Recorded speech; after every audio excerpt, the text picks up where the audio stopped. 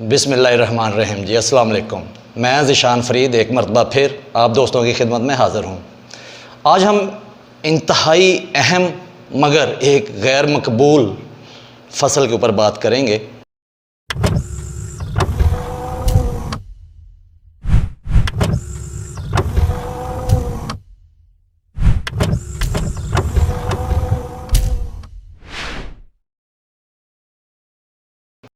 बुनियादी तौर पर ये फ़सल, इसका शुमार सब्ज़ियों में होता है। आज हम जिस सब्ज़ी के ऊपर बात करेंगे उसका नाम है लहसुन। लहसुन ऐसी सब्ज़ी है जिसकी हमारी खुराक, इसके अलावा ह्यूमन मेडिसिन के अंदर भी बहुत ही ज़्यादा अहमियत है।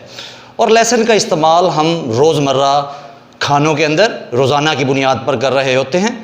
और लहसुन तकरीबन 650 अद्वियात, इंसानी जाने बचाने वाली अद्वियात हैं जिनमें ये इस्तेमाल होता है। जब हम लहसुन की बात करते हैं तो ये ऐसी फ़सल है जिसकी पाकिस्तान के अंदर बहुत सारे तहकीकाती इदारे होने के बावजूद लहसुन की नई वैरायटीज़ के ऊपर काम ना होने के बराबर रहा है, जिसकी वजह से हमारे पास लहसुन की नई, जदीद, ज़्यादा पैदावार देने वाली और बीमारियों के ख़िलाफ़ ज़्यादा क़ुव्वत मुदाफ़त रखने वाली वैरायटीज़ का फुक़दान है। जब हम लहसुन की बात करते हैं तो लहसुन पाकिस्तान के अंदर तकरीबन 20,000 एकड़ रकबा पर काश्त होता है, जबकि जो इसकी पैदावार है वो हमारी मुल्की पैदावार तकरीबन 19 लाख मन है, जबकि हमारी मुल्की ज़रूरत जो हम एक साल के अंदर पाकिस्तान के अंदर पाकिस्तानी लोग जो इस्तेमाल करते हैं वो तकरीबन 30 लाख मन के लगभग है। इसका मतलब हमारी पैदावार तो 19 लाख मन है, जबकि हमारी ज़रूरत 30 लाख मन है। और जो शार्टफॉल है हमारी ज़रूरत और पैदावार के दरमियान वो तकरीबन 11 लाख मन का है। इस शार्टफॉल को कवर करने के लिए जब हम इंडिया और चाइना से लहसुन को इंपोर्ट करते हैं तो एक साल के अंदर तकरीबन 6 करोड़ 60 लाख रुपए का ज़र मुबादला हमें इस्तेमाल करना पड़ता है। और ये एक ख़तीर रकम जो हम लहसुन की इंपोर्ट पर इस्तेमाल कर रहे हैं वो हम बचा सकते हैं कि अगर हम लहसुन की पैदावार को अपनी मुल्क की ज़रूरत के मुताबिक ले जाएं। तो जब हम लहसुन की पैदावार के हवाले से पाकिस्तान का नंबर देखते हैं तो पाकिस्तान लहसुन की पैदावार के हवाले से 19वें नंबर पर मौजूद है, जबकि लहसुन की पैदावार लेने वाले 4 बड़े ममालिक में सबसे पहले चाइना, जो कि 55 करोड़ मन लहसुन पैदा करता है और 55 करोड़ मन पैदा करने के साथ साथ वो पहले नंबर पर। इंडिया 4 करोड़ मन लहसुन की पैदावार के साथ दूसरे नंबर पर। बांग्लादेश 1 करोड़ मन पैदावार के साथ तीसरे नंबर पर। और मिस्र 70 लाख मन लहसुन पैदा करने के साथ चौथे नंबर पर मौजूद है। पाकिस्तान 19वें नंबर पर होने की जो सबसे बड़ी वजह है वो ये है कि 1976 के से लेकर अब तक पाकिस्तान ने लहसुन के अंदर कोई भी अच्छी पैदावार देने वाली वैरायटी नहीं तैयार की। 1976 में अयूब रिसर्च सेंटर ने देसी लहसुन के नाम से, जिसे हम गुलाबी लहसुन के नाम से भी पुकारते हैं, एक वैरायटी हमें ज़िम्मेदार भाइयों को दी, जिसकी तकरीबन पैदावार 75 से 85 मन रहती है। ये इंतहाई कलील पैदावार है। अगर हम पुरानी वैरायटीज़ को ही अगर अपने रकबों पर काश करते रहेंगे तो 70-80 मन पैदावार लेने के साथ लहसुन कोई मुनाफा बख्श फसल नहीं रहती। इसके अलावा हमारे पास नई, जदीद और अच्छी पैदावार देने वाली वैरायटीज़ ना होने की वजह से बहुत सी गैर मकबूल और गैर मंजूर शुदा वैरायटीज़ हम काश कर रहे हैं पंजाब के अंदर, जिनमें NS 756 वैरायटी, MJ 84, इसके अलावा JS1 चाइना लहसुन, इटालियन लहसुन और ईरानी लहसुन भी चंद ये वो वैरायटीज़ हैं जो कि हम पंजाब के अंदर काश कर रहे हैं। और इनका मैक्सिमम जो पैदावारी सलाहियत है वो 85 मन से ऊपर हरगिज़ नहीं है। नारक G1 का जो बल्ब साइज़ है उसका वज़न 185 ग्राम तक है, जबकि जो देसी लहसुन, इटालियन लहसुन, ईरानी लहसुन और दूसरी जो हमारी इससे पहले हम जो वैराइटीज़ काश्त कर रहे थे उसके बल्ब का वज़न 35 ग्राम तक था, जबकि नारक जीवन के बल्ब का वज़न 185 ग्राम तक रिपोर्ट हुआ है। इसकी काश्त का बेहतरीन वक्त अक्टूबर से लेकर नवंबर एंड तक का है। जब हम इसकी ज़मीन की तैयारी की बात करते हैं तो ज़मीन को तैयार करते वक्त 3 से 4 हल और इसके साथ साथ गहरा हल चलाकर हमने ज़मीन को अच्छे तरीके से नरम भुरभुरा तैयार करना है। और ज़मीन की तैयारी के वक्त कम से कम 16 से 20 टन गोबर की खाद भी इस्तेमाल करनी चाहिए। मगर जब हम गोबर की खाद इस्तेमाल करते हैं तो उसके कुछ मसाइल हैं। गोबर की खाद इंतहाई अहम है, अच्छी चीज़ है जो कि ज़मीन को नरम भुरभुरा रखने, पानी के वतर को संभालने और ख़ुराक की अवेलेबिलिटी को तेज़ करने के लिए बहुत ज़रूरी इसकी अफादियत है, बहुत अहम खाद है। लेकिन जब हम गोबर की खाद इस्तेमाल करते हैं तो 2-3 मसाइल का भी सामना करना पड़ता है। सबसे पहले गोबर की खाद इस्तेमाल करने की वजह से ज़मीन के अंदर टर्माइट्स या दीमक का हमला शिद्दत इख्तियार कर जाता है। इसके अलावा गोबर की खाद इस्तेमाल करने से ज़मीन के अंदर जरासीमी बीमारियों में भी इजाफ़ा हो जाता है। और इसके अलावा बड़ा प्रॉब्लम ये भी होता है कि जड़ी बूटियों की तादाद और जड़ी बूटियों की शिद्दत में भी बहुत ज़्यादा इजाफ़ा हो जाता है। लिहाजा अब हमें क्या करना है कि जब हमने ज़मीन तैयार करनी है तो जो बेसल फर्टिलाइज़र ज़मीन की तैयारी के वक्त खाद इस्तेमाल की जाती है उसकी मैं मिकदार भी बताता चलूँ। वो मिकदार 1 बोरी DAP या 4 बोरी SSP के साथ 2 बैग्स बायोट्रेडर 4 ब्रदर के 2 बैग्स जिसका वज़न 10 किलोग्राम है, शेरू के भी हमने इस्तेमाल करने हैं। अगर हम DAP खाद के साथ 2 बैग शेरू के भी बिजाई के वक्त इस्तेमाल कर लें तो ये 16 से 20 टन जो गोबर की खाद इस्तेमाल की जाती है या इस्तेमाल करनी चाहिए उसकी ज़रूरत शेरू के 2 बैग्स 110% तक पूरा कर देते हैं।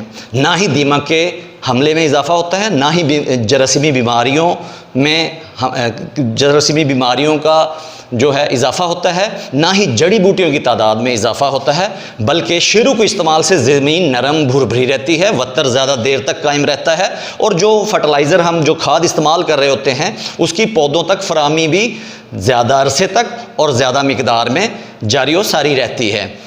शेरू के इस्तेमाल के ज़रिए हम ज़मीन को हवादार, नरम, भुरभुरा रखते हैं और ज़मीन के pH लेवल भी for the time being root zone के अंदर वो कम हो जाता है और रूट जोन के अंदर ज़मीन का pH तेज़ाबी हालत में आ जाता है, जिसके ज़रिए दी जाने वाली खाद की मिकदार बहुत ज़्यादा बढ़ जाती है। बीमारियों के तादाद में भी कमी वाक़या हो जाती है, क्योंकि हम जानते हैं कि लहसुन के अंदर रूट रॉट, इसके अलावा वाइट टिप और इसके अलावा पाउडरी मिल्ड्यू, इसके अलावा पर्पल ब्लॉच जैसी बीमारियां बहुत शिद्दत के साथ आ रही होती हैं। और अगर हम गोबर की खाद इस्तेमाल करते हैं तो इन बीमारियों में बहुत ज़्यादा इजाफा हो जाता है और इन बीमारियों को कंट्रोल करना भी आसान नहीं रहता। मगर जब हम DAP खाद या SSP की खाद के साथ हम शेरू के बैग्स इस्तेमाल करते हैं तो ना ही बीमारियों की तादाद में इजाफा होता है, ना ही जड़ी बूटियों की तादाद में इजाफा होता है और ना ही ज़मीन के अंदर दीमक का हमला होता है। और जब ज़मीन नरम भुरभुरी रहती है तो लहसुन के बल्ब्स को फलने फूलने, उसके साइज़ में इजाफा करने में पौधे को बहुत आसानी रहती है। लिहाजा ज़मीन को अच्छा तैयार करना है, उसके साथ DAP के खाद के साथ हमने 2 बैग शेरू के मिक्स करने हैं और ज़मीन तैयार कर लेनी है। और जब हमने बीज इस्तेमाल करना है जो कि फ़ी एकड़ 200 किलोग्राम से लेकर 250 किलोग्राम है, तो हमने एहतियात रखनी है कि पोथी का जो नोकदार हिस्सा है उसका रुख हमने ऊपर की तरफ रखना है ताकि पौधा जो उसका पौधे का उगाव हो वो आसानी के साथ और बेहतरीन अंदाज में हो सके। इसके अलावा जो मज़ीद खाद हमने इस्तेमाल करनी है बिजाई के वक्त वो है पोटाश। हमने 1 बोरी पोटाश खाद की भी बिजाई के वक्त इस्तेमाल करनी है। अच्छी पैदावार लेने के लिए एक बात का ख़ुसूसन ख्याल रखना चाहिए कि जब हम लहसुन की काश्त कर लेते हैं, लहसुन की काश्त हो जाती है, तो लहसुन की काश्त करने के बाद एकड़ के अंदर हमने कोशिश करनी है कि 5 से 8 मरले के ब्लॉक्स बना देने हैं और वहाँ पर छोटी वटें डाल देनी हैं, ताकि हम आसानी के साथ न्यूट्रिशन और पानी की फराहमी को हम मुमकिन बना सकें। इसके अलावा जो लाइनों का फासला है वो हमने 8 से 10 इंच रखना है, और जो बीज का फासला, पौधे से पौधे का फासला है, वो तकरीबन हमने 3 से 4 इंच रखना है। अगर हम पौधों की तादाद पूरी कर लें और पौधों के दरमियानी जो फासले को मेंटेन कर लें, तो हम हवा की आमदोरफ्त को बहुत बेहतर बना सकते हैं। और हवा की आमदोरफ्त अगर वहाँ से गुजरान अच्छा होगा तो बीमारियों की शिद्दत में भी कमी आएगी। इसके अलावा दूसरी जो ख़ास बात हमने ज़हन में रखनी है वो ये है कि जो नाइट्रोजनी खाद है वो बिजाई के 45 से 50 दिन के अंदर अंदर हमने नाइट्रोजनी खाद भी मुकम्मल कर लेनी है। जबकि हम जब आखिरी नाइट्रोजनी खाद की डोज़ दे रहे होंगे तो उस वक्त ख़ास बेस्ट के 6 से 8 लीटर हमने फ्लड करना है। ये बेस्ट के बल्ब के साइज़ को, उसकी रंगत को, खुशबू को मेंटेन करने के लिए, बढ़ाने के लिए इंतहाई अहम चीज़ है। बायो ट्रेडर्स की पहले बिजाई के वक्त 2 bag Sheru plus DAP plus potash खाद, उसके बाद 45 से 50 दिन के अंदर अंदर नाइट्रोजनी खाद पूरी करनी है, और उस आखिरी नाइट्रोजनी खाद की डोज के साथ हमने 6 से 8 लीटर बेस्ट के को भी फ्लड करना है। अगर हम चाहते हैं कि बल्ब का साइज़ बेहतर मिले, उसकी रंगत खूबसूरत हो और वो जो पोथियाँ हैं वो कम्पैक्ट हालत में रहें, तो हमें 6 से 8 लीटर बेस्ट को भी फ्लड करना चाहिए। इसके अलावा शुरू के अंदर जब वेजिटेटिव ग्रोथ हो रही हो, जब पौधे की बढ़ोतरी का अमल जारी होगा, तो उस वक्त हमने 8 से 10 दिन के वक्फे से पानी देना है। और जब नीचे बल्ब बनना शुरू हो जाएगा, नीचे लहसुन बनना शुरू हो जाएगा, तो उस वक्त जब रिप्रोडक्टिव ग्रोथ का स्टार्ट होगा, तो उस वक्त हमने पानी का जो दौरानिया है, जो वक्फा है, वो 15 दिन कर देना है। जब भूकें यानी कि पौधा 3 से 4 इंच का हो जाए, तो इसके ऊपर जो सबसे ज़्यादा शिद्दत के साथ बीमारी का हमला होता है वो थ्रिप्स है। हमने 3 से 4 इंच के पौधे के ऊपर कड़ी नज़र रखनी है और फसल की पेस्ट स्काउटिंग जारी रखनी है, मुआयना करते रहना है। और जैसे ही हमें थ्रिप्स का हमला नज़र आए तो ज़ोलोन गोल्ड, बायो ट्रेडर्स का ज़ोलोन गोल्ड 500 ग्राम फ़ी एकड़ के हिसाब से फ़ौरन स्प्रे कर देना है। याद रहे कि जब हम थ्रिप्स के ख़िलाफ़ ज़ोलोन गोल्ड का स्प्रे करेंगे तो उस वक्त पौधा बढ़ोतरी के अमल में होता है, उस वक्त मौसम भी तब्दील हो रहा होता है, दिन और रात के दर्जा हरारत में बहुत वाज़ेह फ़र्क नज़र आ रहा होता है। इस वजह से ज़ोलोन गोल्ड के साथ हमें 500 ml फ़ी एकड़ के हिसाब से मीनो एसिड को भी शामिल कर लेना है। अगर हम मीनो एसिड के 2 स्प्रे कर लें पौधे के ऊपर, तो पौधों के अंदर बीमारियों के ख़िलाफ़ लड़ने के लिए, इसके अलावा पौधे को मौसम की तब्दीली के ख़िलाफ़ बर्दाश्त भी बहुत हद तक बढ़ जाती है।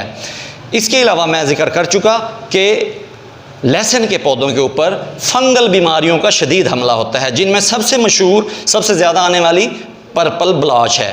पर्पल ब्लॉच के अंदर जो भूख होती है, जो पौधा होता है, उसकी टिप्स सड़ना शुरू हो जाती हैं। इसके अलावा लहसुन के ऊपर पाउडरी मिल्ड्यू का हमला, इसके अलावा रस्ट का हमला और रूट राट का भी हमला शिद्दत से इस पर आता है। और ये तमाम की तमाम फंगल बीमारियां हैं। लिहाजा इन फंगल बीमारियों से महफूज रखने के लिए फसल को इसकी 2 हिदायत या 2 अहम नुकात हैं। पहली चीज़ कि जब पौधा 40 दिन का हो चुका हो तो protector, four brother bio traders का प्रोटेक्टर, जिसके अंदर फंजीसाइड और बैक्टीरियासाइड दोनों केमिकल्स मौजूद हैं, अगर हम 40 दिन के ऊपर इसका पहला स्प्रे 300 ग्राम फ़ी एकड़ के हिसाब से कर दें तो फसल purple blotch, powdery mildew, rust और रूट राट जैसी बीमारियों से महफूज रहेगी। इसके बाद जब फसल तकरीबन 55 से 60 दिन की हो जाए तो हमने फोर ब्रदर बायो ट्रेडर का दूसरा एक इंतहाई अच्छा फंजीसाइड फिटॉल 200 ml फ़ी एकड़ के हिसाब से स्प्रे करना है। इससे भी दूसरा स्प्रे करने से पौधा फंगल बीमारियों से महफूज रहेगा। इसके अलावा अगर ज़रूरत महसूस हो तो 75 दिन की जब फसल हो जाए तो तीसरा स्प्रे फंजाइसाइड का, जिसमें दोबारा हमें 300 ग्राम फी एकड़ के हिसाब से प्रोटेक्टर वो भी स्प्रे कर देना चाहिए। अगर हम इस पैदावारी टेक्नोलॉजी के ऊपर अमल कर लें तो हम नारक G1 वैरायटी से 300 मन तक फी एकड़ से पैदावार हासिल कर सकते हैं। इस वैरायटी के जो पैदावारी गुंजाइश है वो 300 मन से भी ज़्यादा है, मगर क्योंकि हमारे इलाकों में गर्म मौसम होने की वजह से और नवंबर दिसंबर के अंदर मौसम का तेज़ी से जो तब्दील हो रहा होता है, इस वजह से पौधे के ऊपर मुख्तलिफ़ किस्म के दबाव आ रहे होते हैं और फंगल बीमारियों का हमला भी आ रहा होता है, जिनमें पर्पल ब्लॉच बहुत ज़्यादा शिद्दत के साथ बीमारी का हमला देखने में आता है। अगर हम बिजाई के वक्त DAP खाद के साथ 2 बैग शेरू इस्तेमाल कर लें, उसके बाद नाइट्रोजन की जब आखिरी मिकदार दे रहे हैं तो 6 से 8 लीटर बेस्ट के का इस्तेमाल कर लें। उसके बाद जब पौधा 40 दिन का हो जाए तो उसके ऊपर 300 ग्राम फी एकड़ के हिसाब से प्रोटेक्टर का स्प्रे कर लें।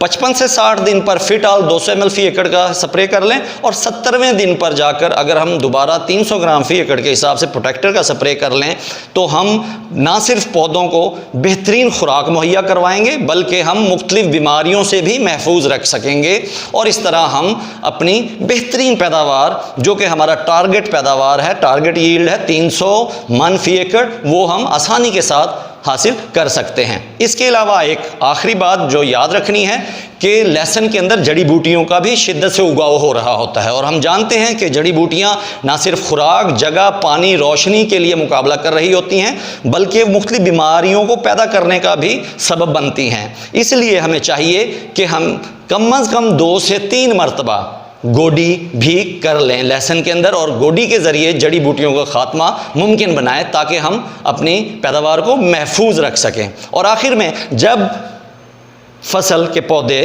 तकरीबन 75 से 80% खुश्क या ब्राउन होना शुरू हो जाएं तो हम ये फसल अब पटाई के लिए, हार्वेस्टिंग के लिए बिल्कुल तैयार हो चुकी है और हमें इस फसल को हार्वेस्ट कर लेना चाहिए, पटाई कर लेनी चाहिए। और जब हम लहसुन की फसल को पटाई कर चुके हों, उसको हार्वेस्ट कर चुके हों, तो इनको हम छोटी गांठों की सूरत में बांध कर रखना है और हमने ये देखना है 2 से 3 हफ्ते तक खुश्क, हवादार, सायादार जगह पर हम इसको रखें ताकि जो इसका बाहर वाला कागज़ है, छिलका है या इसकी जो स्किन है वो सख्त हो जाए और बल्ब जो है वो आपस में जुड़ा रहे, उसकी पोथियाँ खुल ना पाएँ, ख़राब ना हो पाएँ और हमारी पैदावार महफूज रहे।